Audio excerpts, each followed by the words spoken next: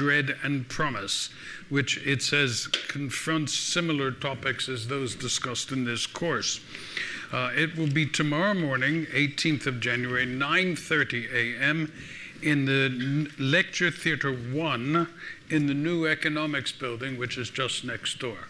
Okay, I certainly will go. I don't know if anyone else will be able to. Also, on our Saturday extra session, first I've asked to be sure that we get a student there with a hand mic, because I want to have people actually talking about these ethics problems, so we need to have a microphone. However, this room is occupied 10 to 12 on Saturday, so we will have to meet in LT1, which is this cavernous room around the corner somewhere, okay? I'll announce that every day so people remember. Now, I've put the time? 11:15 still, same time. I'm trying to make everything as similar as possible. Now, I put this up again just to remind you that this number, 5, is the atomic number, and it actually corresponds to the number of protons in the nucleus, and that defines the number of electrons around the nucleus, and that defines the chemical properties of the element. The number underneath is called the atomic mass. Now, it's not a mass in terms of kilograms. It's the relative number of particles in the nucleus. Okay, so it is this number, protons, plus the number of neutrons, 9. So the difference between those two numbers is the number of neutrons. It is a fraction because you can have isotopes, the same number of protons and varying numbers of neutrons. Okay, and so this number isn't a mass in grams, it is the relative number relative to 1 for hydrogen of the number of particles in the nucleus.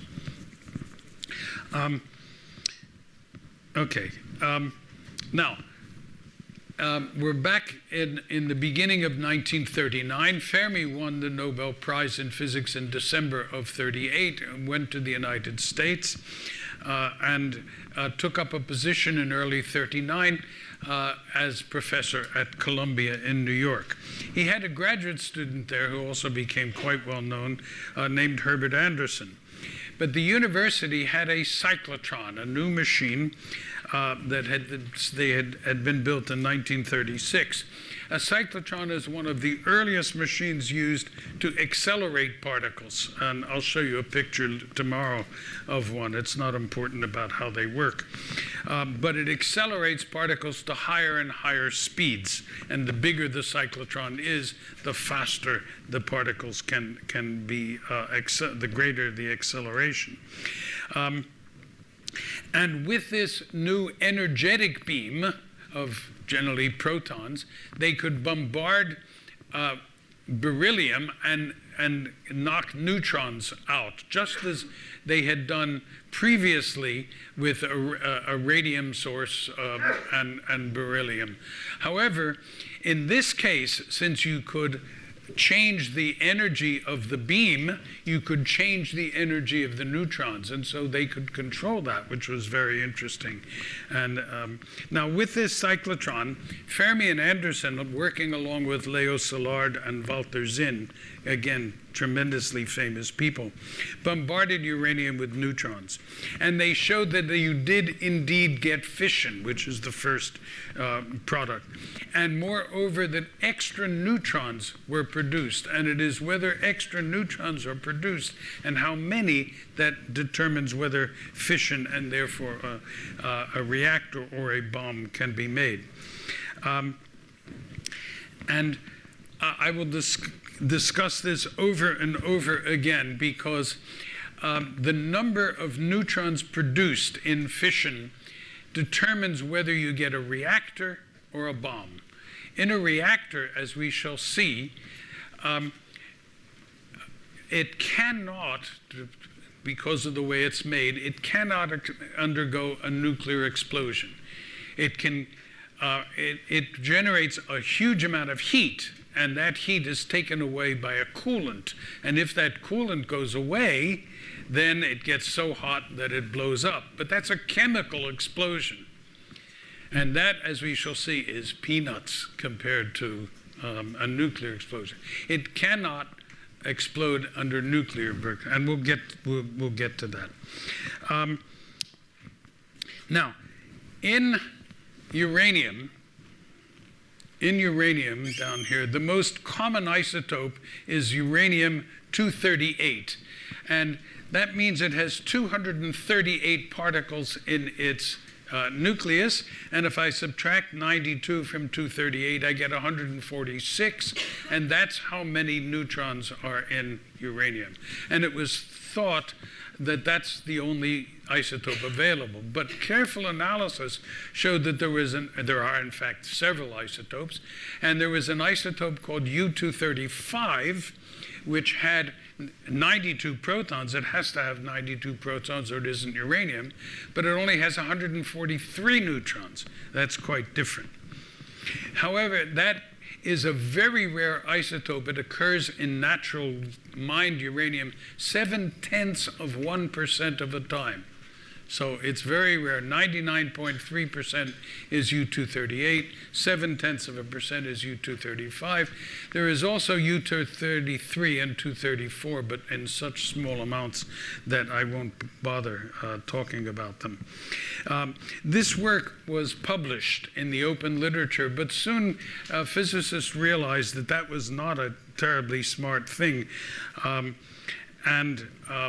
They limited publication. In fact, from 1940 until 45, there was no work in any country that was kept as secret as the work on the uranium bomb. This kept the knowledge of what was going on in America from the Nazi Germany, but not in the least from the Soviet Union, as we shall see. They had spies inside. Now, I want to go back to Leo Szilard, this amazing man I find. Back in 1935, he was working briefly in Oxford under a fellowship from Imperial Chemical Industries, and he was trying to produce radioactive elements, not by bombarding them with neutrons, as people had done, but by bombarding them with X-rays, because X-rays are plentiful. And if you could make radioactive elements using X-rays, then you could create something like radioactive cobalt at a cost of a few dollars per gram, compared to radium down here, which was used for everything else, which cost $50,000 a gram at that time. And cobalt-60, I picked that out, is a very common radioactive element. Notice that its most common isotope is 59, but cobalt-60 is radioactive. It produces a gamma ray, which is used very commonly in medical treatment still to this day. This work of Szilard's brought him into contact with a wealthy American named Louis Strauss. Except Strauss lived in Virginia, where people couldn't pronounce Strauss, so they called him Strauss, and so he's known as Louis Strauss.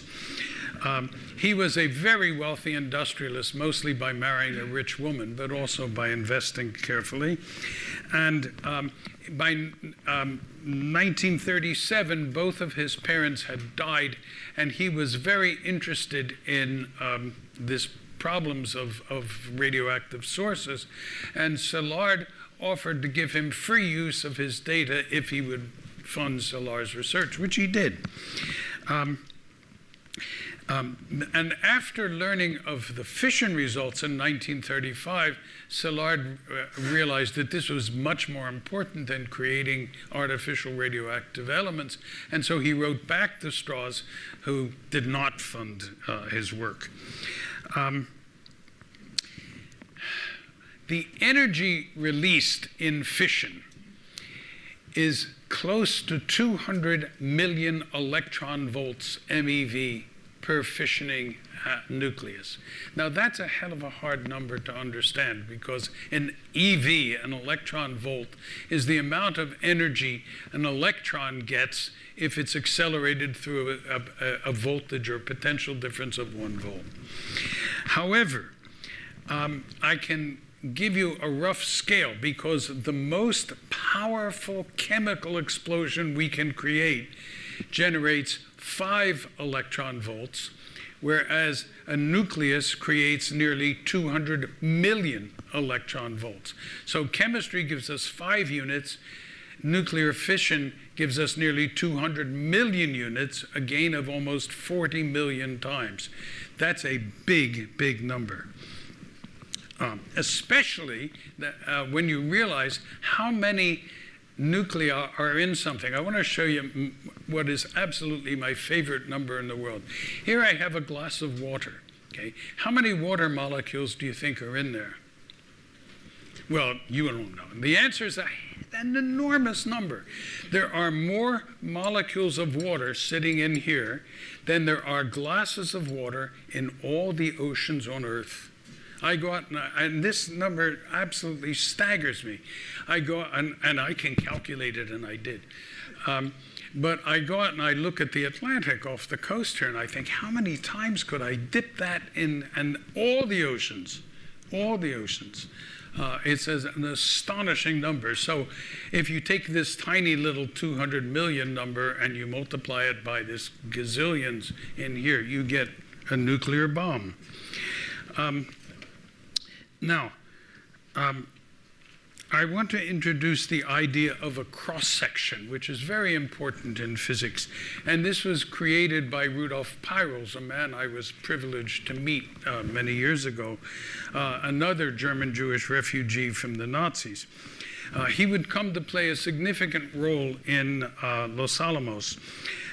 Now, imagine I have a window, which is 1 square meter in diameter, and I throw a ball against the glass window. 1 time out of 10 throws, the window shatters. 9 times out of 10 throws, the ball bounces off. In physics terms, this would mean I have a disintegration cross-section that is breaking of 1/10 of a square meter, and an elastic cross-section, bounce off, of 9/10 of a square meter. Now, nuclear cross-sections are not measured in square meters because nuclei are incredibly small. They're measured in units of 10 to the minus 24 square centimeters. That's decimal point, 23 zeros, and a 1. That's a very small number. It is so big in nuclear terms that unit is called a barn, because it's as big as a barn. In the field I worked in when I was doing active research, the cross-sections were measured in either millionths of a barn, a micro barn, or billionths of a barn, nanobarns, which are reasonable cross-sections. But there's another number involved, which is called a capture cross-section. Imagine that the window is open, and so instead of breaking or bouncing off, the ball enters the room. Okay, so this is an additional number. So a neutron coming in can shatter the nucleus, it can bounce off the nucleus, or it can be captured by the nucleus. As I said, using accelerators rather than radioactivity as the source of neutrons, we could make measurements at different bombarding energies. Now, this is the hardest slide we have to understand. Here's U-235, here's U-238. There are 2 possibilities I want to talk about, fission and capture, okay? And up here is a number which is the cross-section. You don't care what it is. And over here is the energy. Now, for U-235, fission dominates. Okay? And fission starts at the lowest possible energies and just decreases. And it's bigger than capture by almost 10 times. For U-238, however, down here, fission doesn't start until way over here at quite a significant energy, and it's a smaller number than it is for 235. Okay, and that's really all we need to understand from this graph. These are called slow neutrons, and these are called fast neutrons. When U-238 captures a neutron and it goes to U-239, I go from 92 protons and 146 neutrons, which two even numbers, to 92 protons and 147 neutrons, an even and an odd number. That's significant. 235, 92 and 145 neutrons, 143 neutrons, I'm sorry, goes to U-236, I add one, and that gives me 92 and 144 neutrons. Even. Now, an even number of particles by a very subtle symmetry argument has an energy advantage over an odd number of particles. Okay. To fission when you capture a neutron inside a uranium nucleus, that some of the mass of that neutron goes into energy to glue, to stick the neutron inside. And that amount of energy is called 5.3 MeV. Okay? But to fission a nucleus takes 6 MeV. 5.3 is not big enough, less than 6. But for U-235, which has an energy advantage of 1 or 2 MeV, you get 5.3, and you get 1 or 2, that's greater than 6. So U-238 can fission, but it needs more energy of the incoming neutron to get it up over 6. Whereas any energy neutron will work fine for this even split. So U-235 will work. The key then to the question of whether a chain reaction can be generated is how many neutrons are created. So that if it's, say, 2, as I mentioned yesterday, every fissioning uranium gives you 2, which fissions 2, which gives you 4, which fissions 4, which gives you 8.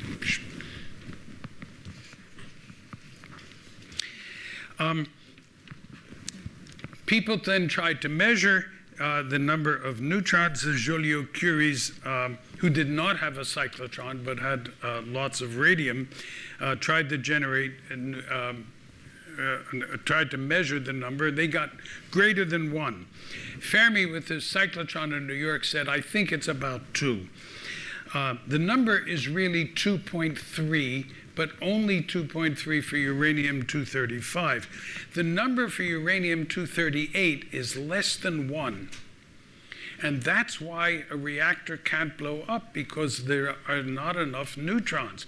A reactor is 98%, 97% U-238. There aren't enough neutrons for it to blow up. A bomb is over 90% U-235, off it goes. Okay. Now, in March 39, Hitler invaded the rest of what had once been Czechoslovakia, so he had both Czechoslovakia and Poland without firing a shot. And on the very same day, there was a meeting at Columbia with Eugene Wigner, Szilard, Fermi, and George Pegram, who was the department head. Wigner said, look, the time for amateurism is over. We need to tell the government. Pegram had contacts in Washington and in the Navy, and so he said, well, we should do that. Fermi was actually on his way to Washington. Fermi had won a Nobel Prize. He had a lot of prestige. Pegram gave him a letter to carry to the Navy. The Navy was uninterested. Moreover, while Fermi was sitting outside waiting for this meeting, he overheard a conversation inside the room where he was going, where somebody said to the admiral, there's this Italian physicist out there, except he didn't use the word Italian. He used an epithet for Italian, which Fermi heard and was greatly insulted by. There were arguments all over the physicist world. Oh, what happened to my... this is what fission looks like, okay? You have a spherical nucleus. You add one more neutron to it. This is U-235. You add a neutron, you make 236. It becomes ellipsoidal, and then it necks down in the middle, and you get baryon and krypton usually out of that, and 2.3 free neutrons. This is a letter from Teller, because Wigner, Teller, Szilard, John Wheeler, Leon Rosenfeld, all these giants of physics, were all for imposing secrecy. Bohr was against it because he said we must never have secrecy in science. He's wrong about that.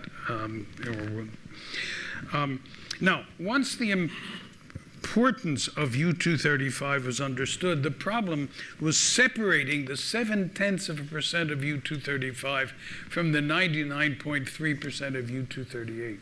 You cannot do that chemically, because chemistry depends not on the nucleus, but on the electrons. And both isotopes have 92 electrons, and they have identical chemical properties, so that doesn't work.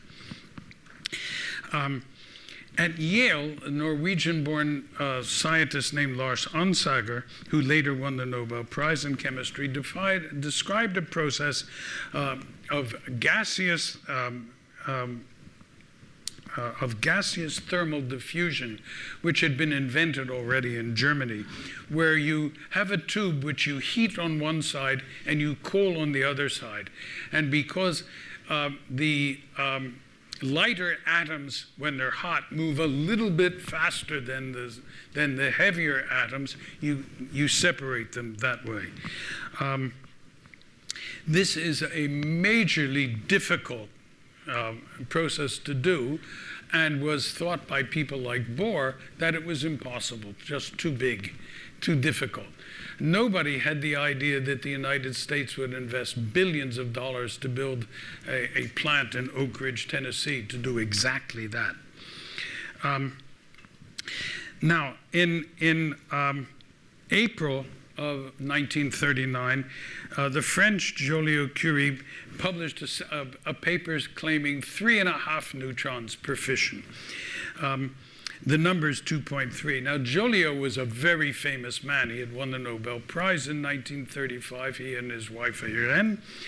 And people read his articles and paid attention. In particular, G.P. Thompson, the Nobel laureate himself, and the father of a woman who lives here in Cape Town.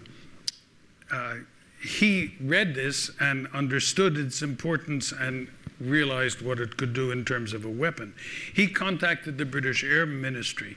More ominously, a physicist in Göttingen alerted the Reich Ministry of Education, which led to a secret conference in Berlin in April of '39, which led to a research program in Germany, to a ban on uranium exports, to the provision of supplies of uranium from the Czechoslovak mines at Joachimsthal.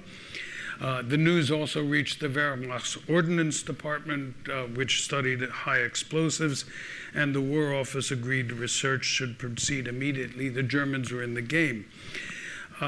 Fermi continued to think that he could make fission in U-238 normal. I mean, after all, nobody really knew. And he was unconvinced by Bohr's arguments about 235. That made the generally mild-mannered Dane very angry. An experimental team of Fermi, Anderson, Szilard set up an experiment at Columbia to measure things, and this involved a lot of hard work. physical labor of carrying things. Szilard said, I'm not doing that. I can contribute more by thinking. Fermi, who was a very hard worker, was infuriated. So we had Bohr angry with Fermi, Fermi angry with Szilard. These geniuses acted just like school children. And I can tell you, having worked with some pretty bright people in my time, if you're working on an experiment at 2 or 3 in the morning when things aren't working well and tensions are high, words get exchanged that would not normally be used. And once or twice I have seen more than words. I have seen a fist thrown. Not against me, fortunately. Now, there are problems in creating slow neutrons, of course. Slowing them meant, naturally, as I said, colliding them with something light, like throwing a cricket ball against a cricket ball rather than against a bus. So the obvious material is hydrogen. But hydrogen doesn't work because hydrogen also absorbs neutrons, and so it reduces the number that are available, and that's, that hurts the fission process. The next most useful common element is carbon. And so the question was then, would carbon work? So Szilard wanted to measure the neutron-carbon cross-section. Fermi had measured this in Rome, because he measured everything in Rome, but he didn't measure it accurately enough for this kind of work. So they needed to do an experiment. If carbon didn't work, the next best element was deuterium, heavy water. Deuterium is an isotope of hydrogen. Whoops, anyway, you've seen it. Where the one proton is stuck together with one neutron, so it's twice as heavy. It was only discovered in 1932, and it comes along with ordinary water, and separating it is a very difficult process which involves a lot of electricity. And it's more effective than carbon, but it's a heck of a lot harder to get and much, much, much more expensive.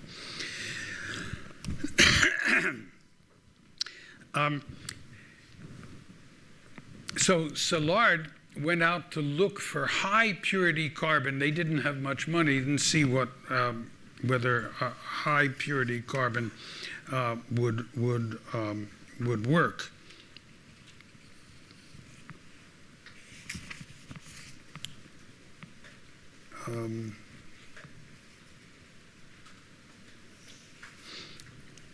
The reason for high purity carbon is, and we're talking about graphite here, because you need lots of it.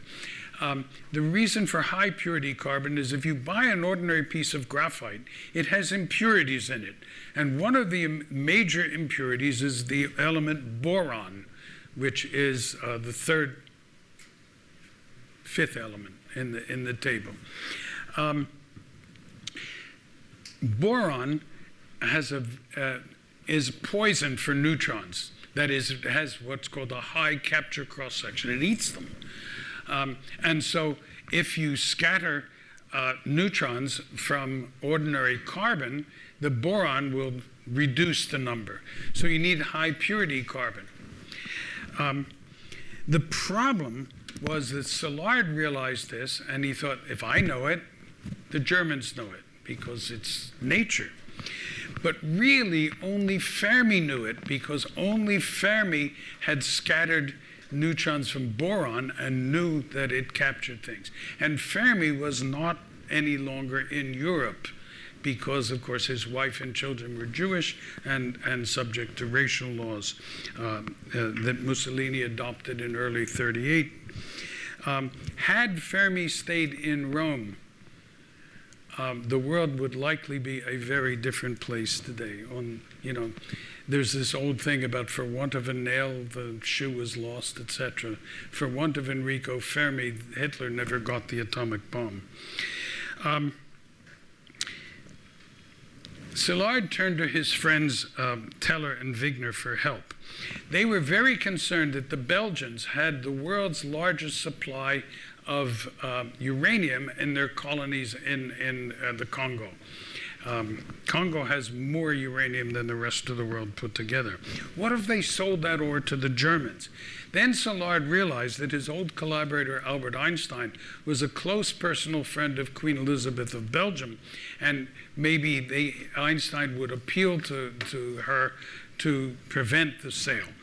So Einstein was on holiday at the end of Long Island. Long Island is appropriately named. It's very long, about 250 kilometers long, and it ends in two forks separated by a large bay. Einstein was vacationing in a town called Peconic, which is on the North Fork.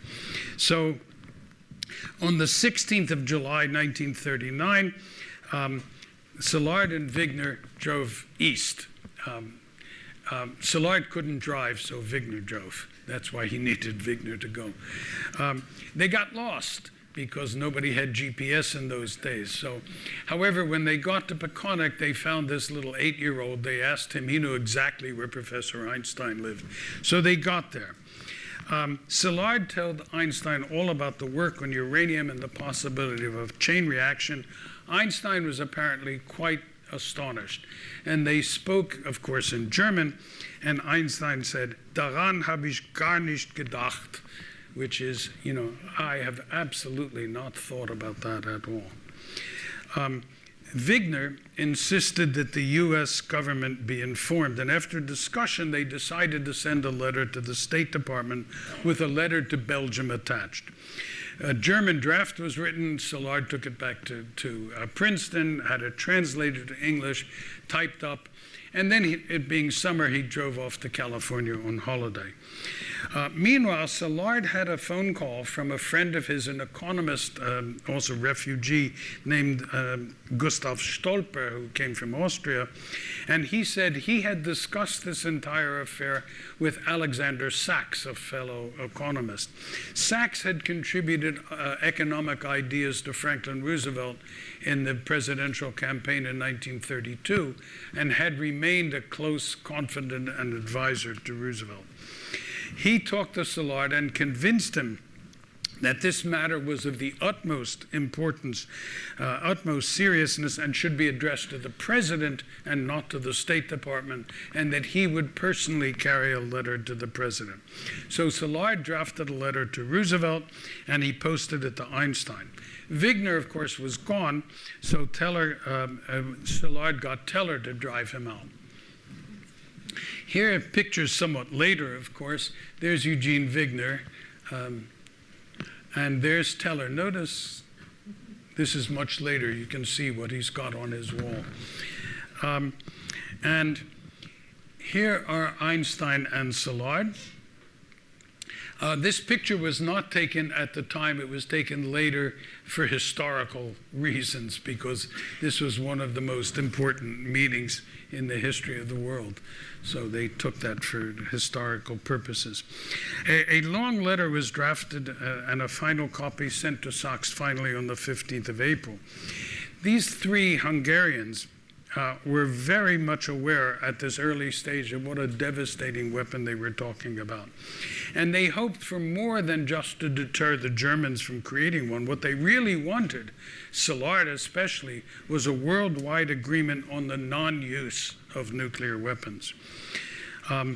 Now, Hitler had signed a treaty of non-aggression with Stalin in August 23rd of 39, the so-called Molotov and Ribbentrop Pact. And then he invaded Poland on the 1st of September, the beginning of World War II. The dive bombers and tanks of the Wehrmacht were met in various places by Polish cavalry on horseback with swords and spears. It was not a very fair fight. Again, as a sign of how amazingly different the world was in those days, Roosevelt appeared to all the combatants not to bomb civilians, having been shocked by the Japanese bombing of Shanghai in 1937 and by Franco's bombing of Barcelona and Guernica.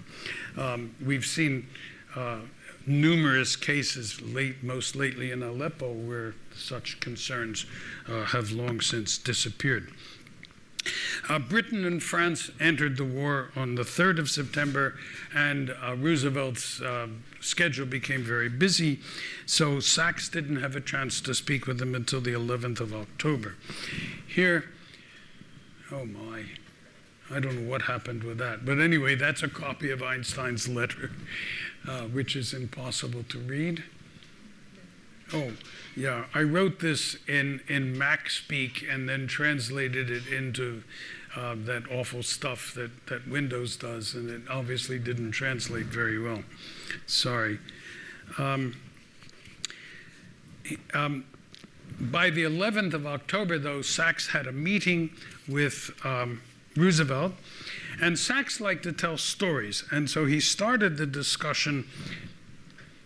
Well, okay. It's readable. Yeah, I give up with this nonsense. He started the discussion by mentioning a young American inventor who wrote a letter to Napoleon, and he proposed to build a fleet of ships with no sails that could attack England in any weather.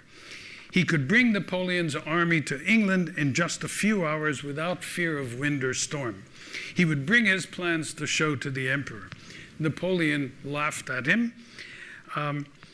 at the idea of, ships without sails. This young American was named Robert Fulton. He went back to the United States with his invention of the steamboat and changed the world. On such historical accidents changed the fate of nations. Sachs then went on to describe what he had learned from Szilard and Einstein, but he gave the president an 800-word summary of his own rather than a complete Einstein's letter. Roosevelt invited him to come back the next day, and Sachs was in great turmoil during the night because he wondered if he had done enough to convince Roosevelt of the importance of what he was saying. And he needn't have worried, because the next day when Roosevelt had read him, Alex, what you are after is to see that the Nazis don't blow us up. And his response was, precisely. Meanwhile, the Germans were not idle. They called a conference of chemists and physicists before this on the 16th of September in Berlin, where they were told that German intelligence had learned of uranium research in both the US and in Britain. It wasn't hard because Bohr and John Wheeler, another genius, had published a paper in which they discussed the idea that only U-235 would work, and that was published in the open literature, so it wasn't very hard to find out. At the meeting, Otto Hahn, the German who had discovered fission, said that separation of these isotopes was difficult, if not impossible. So they called on Werner Heisenberg, then the most famous scientist living in Germany, and he said, well, it's possible to slow neutrons with a moderator, and it might be possible to separate the isotopes. The idea of layering uranium and moderator that Szilard and Fermi had was being discussed. The Nazis were in the race. The first moderator they discussed was heavy water, of course, and so they knew that ordinary hydrogen wouldn't work. In America, Roosevelt set up the Uranium Committee under the direction of the head of the National Bureau of Standards, whose name was Lyman Briggs, an old, very slow-thinking conservative man. They had a meeting set for the 21st of October, and the Hungarians were invited. Szilard outlined the whole problem to the Army and the Navy who were there, and looking for money, of course. Sachs was there. When Szilard said that he thought that a bomb equivalent to 20,000 tons of TNT could be constructed, the Army representative scoffed, and he said, look, weapons aren't that important. It takes 2 wars to see whether a weapon is useful or not. What counts is troop morale. At which point, Wigner exploded with sarcasm, and he said, oh, I always thought that weapons mattered, and I'm glad to know I was wrong, because now the Army won't, if morale works, the Army doesn't need more weapons, and Congress doesn't have to appropriate so much money, and think of all the money we can save, and on he went. The Army guy looked glummer and glummer and eventually said, well, you'll get your money. The committee recommended to the president adequate support for a thorough investigation, but nothing happened for months. Meanwhile, a chemist at the University of Minnesota undertook to separate a little bit of 235 from 238. Now, I want to go back both in time and in place to Europe in the spring of '39. Poor Lisa Meitner was isolated and unhappy in Stockholm. At that time, Otto Frisch was working in Copenhagen with Niels Bohr, and he was very worried about that the Nazis would soon be in Denmark. Of the 3 Scandinavian countries, Sweden was very neutral, although, of course, it did, to prevent invasion, it did cooperate with the Nazis during the war to some extent. Norway was very mountainous, which made invasion difficult but not impossible. Meanwhile, Denmark was completely flat. It had a border with Germany. It had lost a significant chunk of territory in the 1860s in a disastrous war with Prussia. And Frisch was deeply concerned. Then Mark Oliphant, the department head from the University of Birmingham in England, visited, and Frisch asked him for help. Oliphant invited him to come to Birmingham, which he did. 2 small suitcases and no money. He showed up in England and was given a position as an auxiliary lecturer. For the first time since his meeting with his aunt Meitner the previous Christmas, he was back in the business of fission. He didn't have a neutron source, so he couldn't do any experiments like that. So he tried to see if he could separate 235 from 238. And he used a German invention called the Clusius tube, in which you have a tube and you have a wire going down the middle. You put uranium in a gaseous form, which you can do on the inside. You heat the wire electrically. You have cold water on the outside. The light element goes up, the heavy element goes down, and you get some separation. He had a very hard time actually getting anything built because both the glassblower, whom he needed, and the machine shop were terribly occupied. Since he was considered an enemy alien, in some sense, he didn't know that what these people were completely occupied with was the building of a device called the cavity magnetron, which generated the electromagnetic radiation known as radar. And that was certainly Britain's greatest contribution to the war effort. And then finally, the Chemical Society, Royal Chemical Society, asked him to write a review on developments in experimental nuclear fission, which he did in the winter of 1939 in his room. Britain in the winter, if any of you have been there, can be very cold.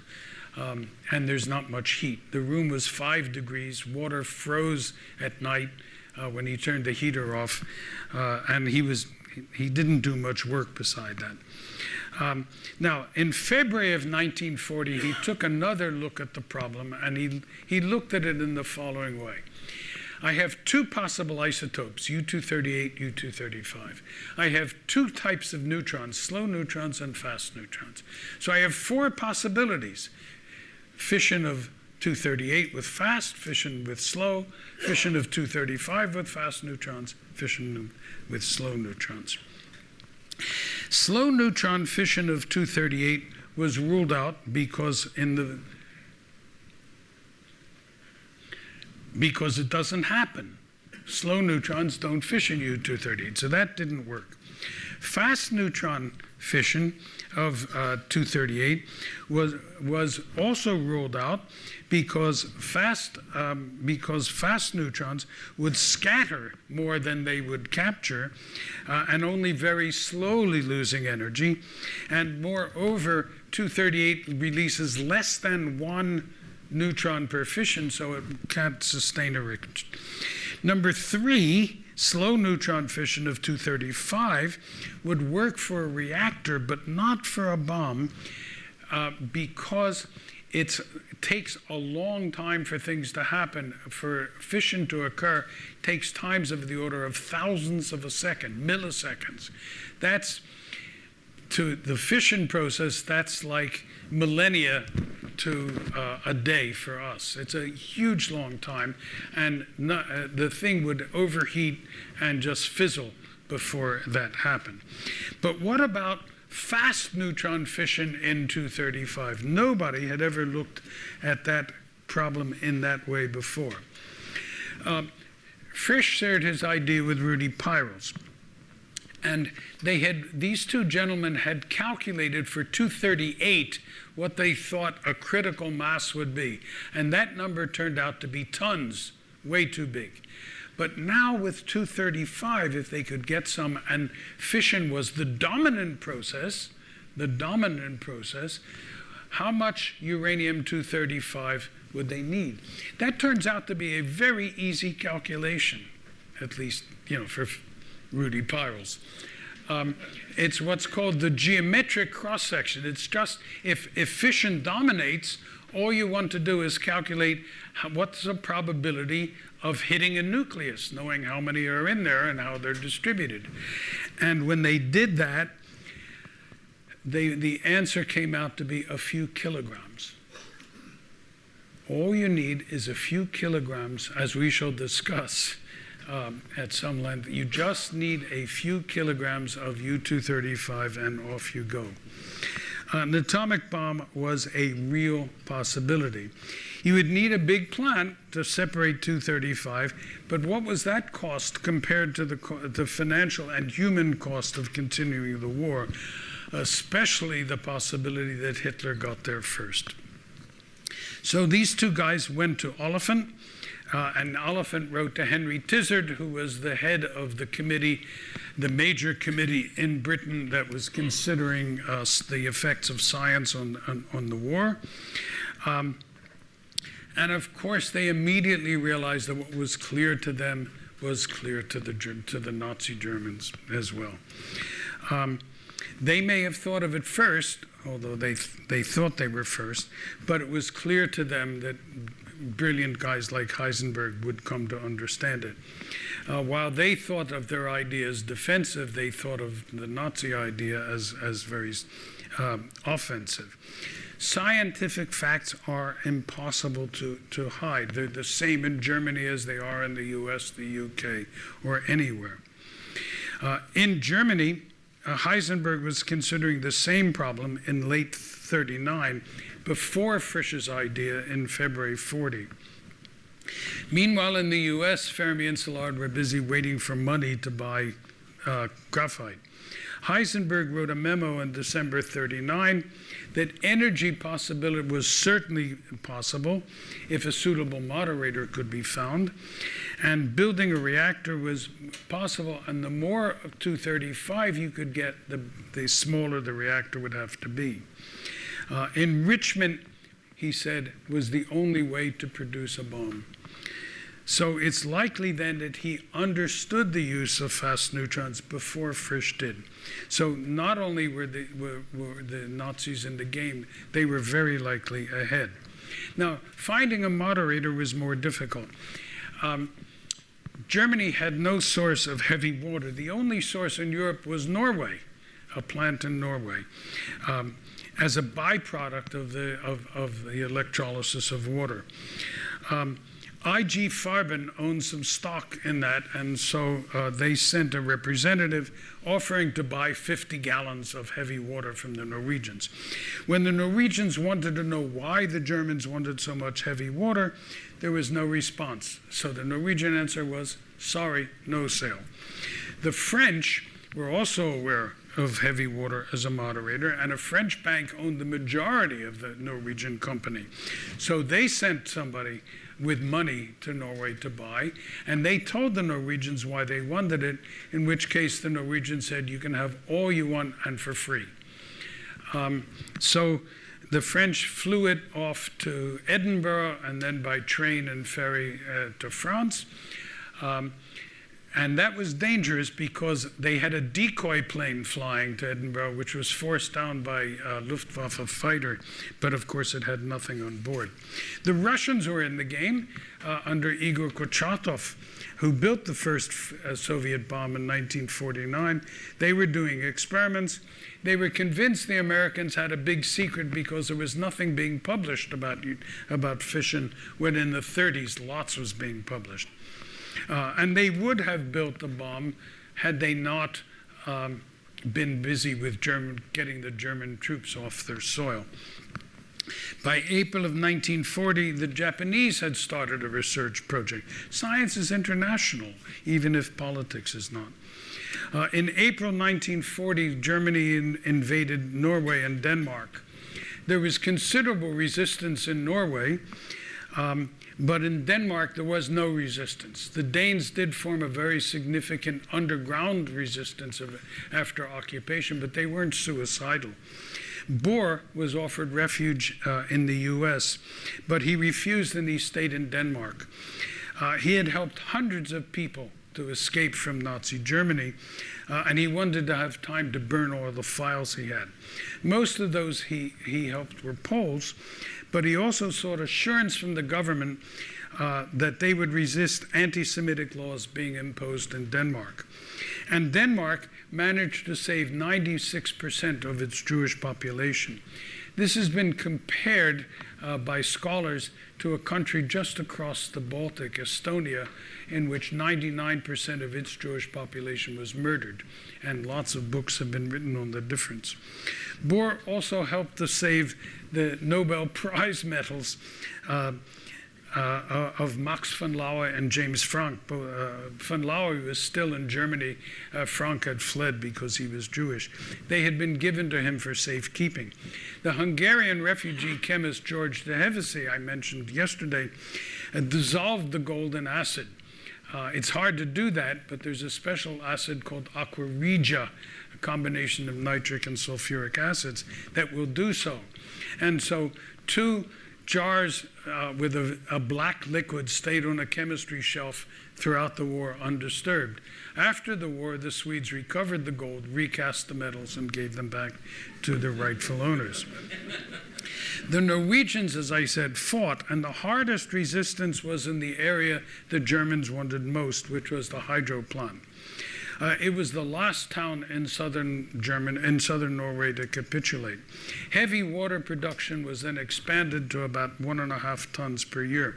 That is until the British sent Norwegian commandos in to blow up the plant.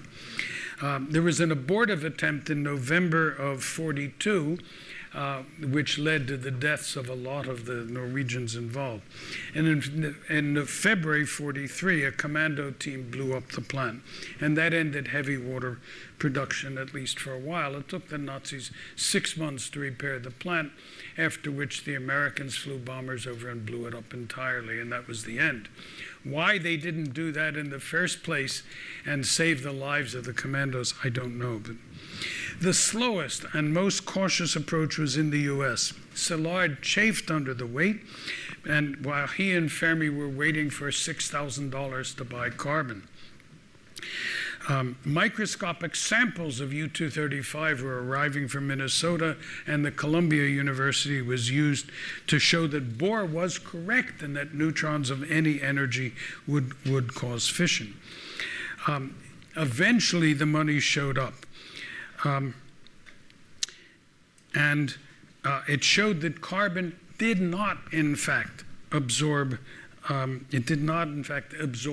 neutrons if it was pure carbon.